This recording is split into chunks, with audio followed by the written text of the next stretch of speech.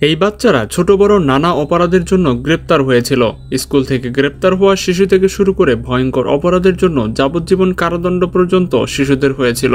প্রথমে আমাদের দেখতে হবে এই 9 বছর বয়সী ছেলেকে, যাকে স্কুল থেকে গ্রেপ্তার করা হয়েছিল। এই ঘটনাটি ঘটেছিল চতুর্থ শ্রেণীর ছাত্রের সাথে, যার নাম ডেভিন শেফার্ড। টিফিনের সময় সে এক সহপাঠীর সাথে ঝগড়ায় জড়িয়ে পড়ে এবং একজন শিক্ষিকা হস্তক্ষেপ করলে তিনি আহত হন।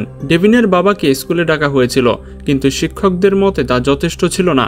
ডেভিনের বাবা সেখানে থাকা সত্ত্বেও তারা পুলিশকে ডাকে ডেভিনকে গ্রেপ্তার করার জন্য। পুলিশ যখন ডেভিনকে নিয়ে যাচ্ছিল তখন সে কেঁদে ফেলে এবং বলে, বাবা বিদায়, তোমাকে ভালোবাসি। ডেভিনের বাবা রাগে কাঁপতে কাঁপতে সেই মুহূর্তের ভিডিও করেন। পরিস্থিতি আরও খারাপ ছিল, কারণ ডেভিন অটিজম আছে এবং সহপাঠীদের বুলিংয়ের কারণে এই ঝগড়া শুরু হয়েছিল। তা সত্ত্বেও ডেভিনের বিরুদ্ধে ব্যাটারি এবং ক্রিমিনাল মিসচিফ সহ 2টি অপরাধের অভিযোগ আনা হয়। এই ঘটনাটি মার্কিন যুক্তরাষ্ট্রের ইন্ডিয়ানা নিডহ্যাম এলিমেন্টারি স্কুলে ঘটেছিল। অনেকে ক্ষুব্ধ হয়েছিল এবং বলেছিল যে স্কুল ও পুলিশ অনেক বেশি বাড়াবাড়ি করেছে। Travis O'Brien. এই ছেলেটিকে দেখে মনে হতে পারে সে স্কুলের অধ্যক্ষের ঘরে বসে আছে, কিন্তু সে আসলে বিভিন্ন গুরুতর অপরাধের পর পুলিশ স্টেশনে বসে আছে। এ হলো ফ্লোরিডার 12 বছর বয়সী ট্রাভিস ওব্রায়েন। একটি 30 মিনিটের স্থগিতাবস্থায় এই ছেলেটি পুলিশের উপর গুলি চালিয়েছিল। ট্রাভিস এবং তার 14 বছর বয়সী বন্ধু নিকোল জ্যাকসন সমস্যাগ্রস্ত যুবকদের একটি হোম থেকে পালিয়েছিল। এরপর তারা একজনের বাড়িতে ভাঙচুর করে এবং একটি হ্যান্ডগান, 2টি শটগান এবং AK-47 সহ বিভিন্ন আগ্নেয়াস্ত্র নিয়ে নেয়।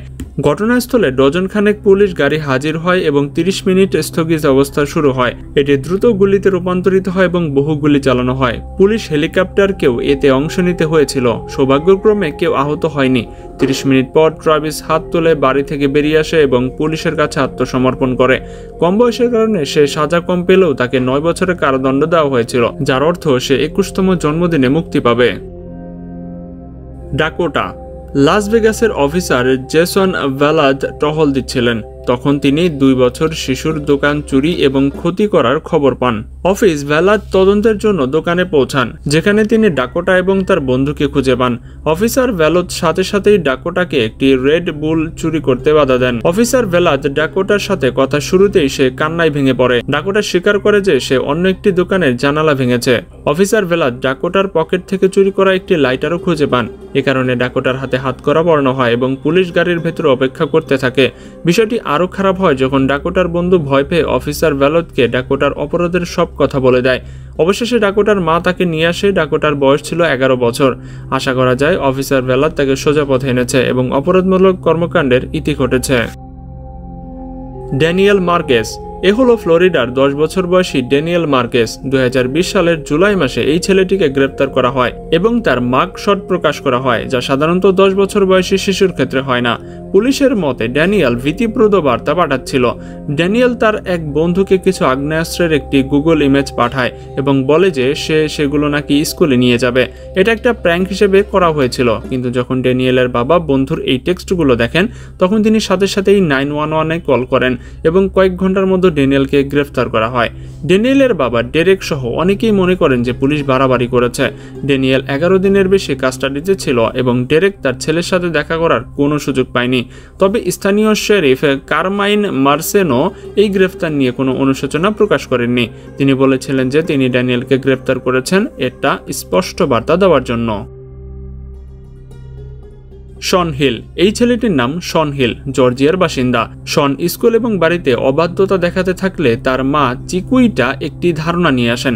তিনি পুলিশকে ফোন করেন এবং তার ছেলেকে গ্রেপ্তার করতে বলেন। আশ্চর্যের বিষয় হচ্ছে পুলিশ রাজিও হয়েছিল। চিকুইটা বলেছিলেন যে তার ছেলেকে আশ্চর্য করার জন্য তাকে কিছু একটা করতেই হবে। শনকে গ্রেপ্তার করার পর সে কাঁদতে শুরু করে। চিকুইটা বলেছিলেন যে শন অসভ্য এবং অসম্মানজনক আচরণ করছিল এবং স্কুলের কাজ করছিল না। পুলিশ শনকে গ্রেপ্তার করার জন্য তাদের স্কোয়াড করে নিয়ে আসে। তারা তাকে খুব গুরুত্বপূর্ণ কথা বলে এবং পরে তাকে বাড়িতে যেতে দেয়।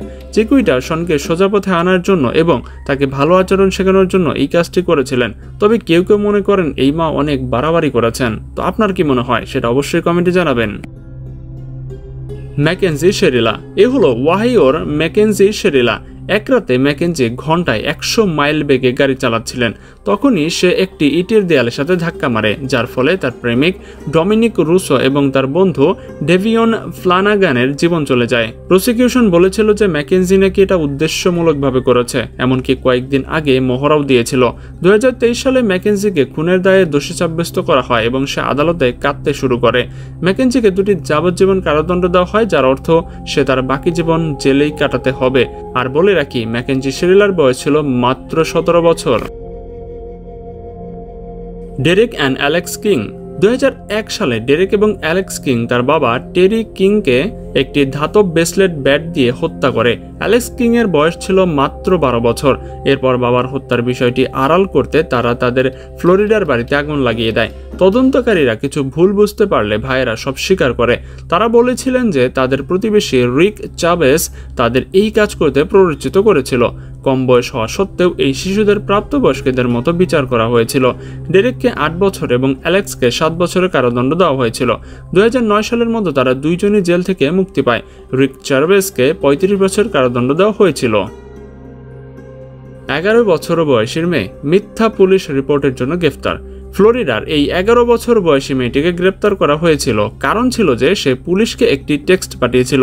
সে পুলিশকে টেক্সট করে জানিয়েছিলেন যে সে তার বন্ধুকে অপহরণ করেছে। আসলে কেউই অপহরণ হয়নি এবং পুরো ঘটনাটি ছিল মিথ্যা। এর ফলে পুলিশকে বৃথা অনুসন্ধান করতে হয়েছিল। মেয়েটিকে হাতকড়া পরিয়ে গ্রেপ্তার করা হয় এবং বডি ক্যামেরার ফুটেজে তাকে কান্না করতে শোনা যায়, যেখানে সে বলছে সে আর নাকি এমনটা করবে না। মেয়েটি বুঝতে পেরেছিল যে সে কতটা গুরুতর অপরাধ করেছে। তার বিরুদ্ধে মিথ্যা পুলিশ রিপোর্ট করার অভিযোগ আনা হয়েছিল, যা আসলে একটি গুরুতর অপরাধ। তবে তার বয়স ছিল মাত্র 11 বছর হওয়ায় তাকে সতর্ক করে ছেড়ে দেওয়া হয়। তো বন্ধুরা, আজকের ভিডিওটি এই পর্যন্তই এবং এই ভিডিওটির ভেতরে যে গ্রেফতারকৃত বাচ্চাদের দেখছেন সেগুলোর ভিতরে কোন ঘটনাটি আপনার কাছে সবচেয়ে বেশি মর্মান্তিক লেগেছে এবং কোন ঘটনাটি স্বাভাবিক মনে হয়েছে সেটা অবশ্যই আমাদেরকে কমেন্টে জানাতে পারেন। তো দেখা হচ্ছে পরবর্তী পর্বে। আজকের মতো এখানে বিদায়। আর এখনো যারা আমাদের চ্যানেলটি সাবস্ক্রাইব করেননি তারা দ্রুত করে দিন। আল্লাহ হাফেজ।